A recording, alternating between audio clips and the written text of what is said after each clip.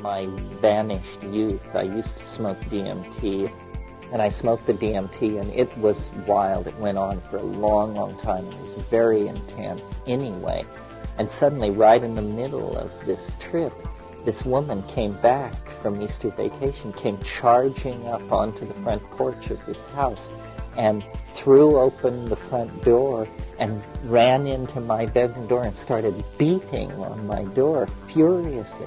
Well, being a double Scorpio and secretive anyway, I just was like, had a heart attack. And I jumped off the bed, right out of this DMT flash. I jumped out and I landed on my feet in the middle of this room, and something about moving so suddenly had like shattered the distinction between the two continua. And I carried it all into the room with me. And so the room was then filled with elves, and they were hanging off my arms and spinning me around. And there was this geometric object in the room that was spinning and clicking. And every time it would click, it would hurl a plastic chit across the room that had a letter in an alien language written on it.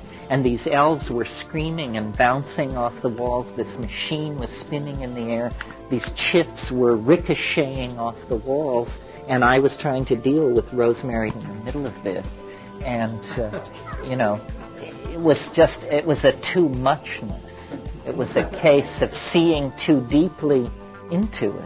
And you have, too many of those stacked up, and then you become reluctant. This is why I'm very cautious with it.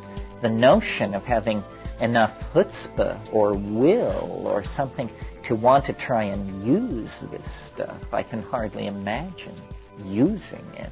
I mean, every time I encounter it, my wish is to not be destroyed by it.